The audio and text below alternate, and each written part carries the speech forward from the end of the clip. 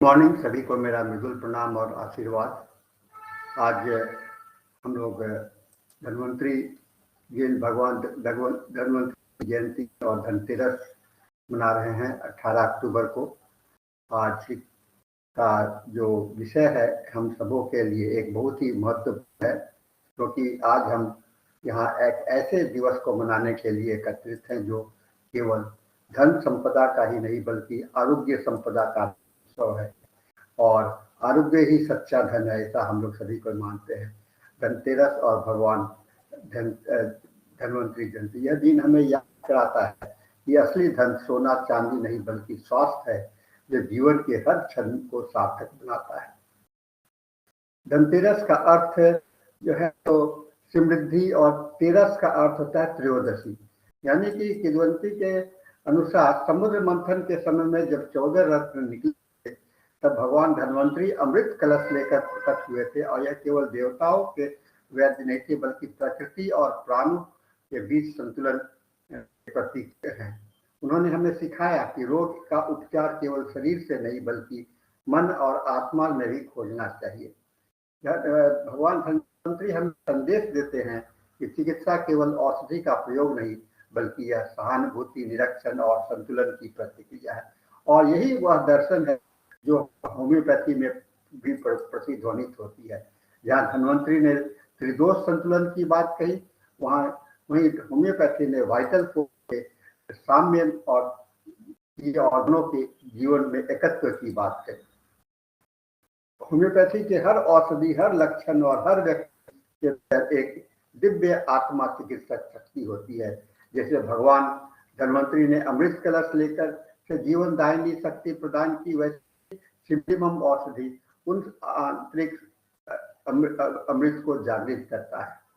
Homeopathic चिकित्सा के लिए हर रोगी एक जीवित प्रार्थना है और हर औषधि उस प्रार्थना का उत्तर। एक छोटा सा उदाहरण लीजिए, एक रोगी वर्षों से निराशा में जी रहा है, उसे लगता है कि मुझे अब सारी ऊर्जा खत्म हो गई।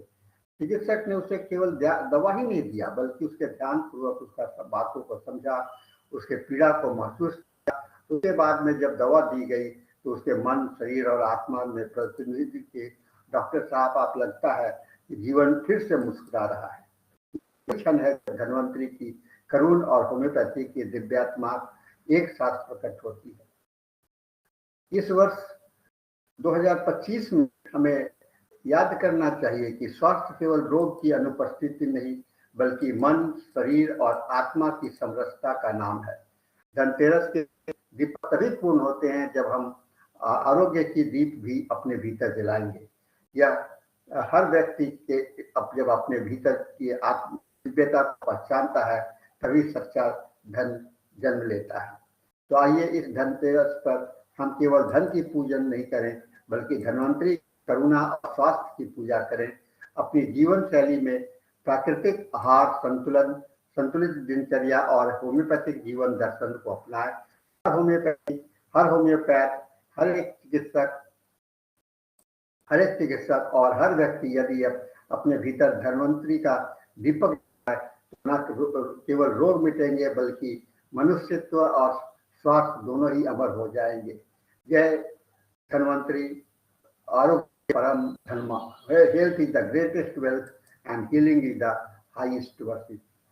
और इसके साथ में आज का हमारा यह सेशन समाप्त होता है। मैं सबको पुनः मिलकर आशीर्वाद देता हूँ, प्रणाम करता हूँ और ईश्वर से प्रार्थना करता हूँ कि आपके अंदर में धन्वंतरी के गुण समाहित हो, आप में एक सद्भाव पैदा हो, आप में धन की लालसा स्वास्थ्य के साथ में देखने की हो, और धन के जीवन को जीने का साधन है, उसी तरह से स्वास्थ्य भी जीवन को जीने का साधन है। इसके साथ मैं आज का यह वार्ता समाप्त करता हूँ। आप सबको मेरा प्रणाम, धन्यवाद। Thank you very much.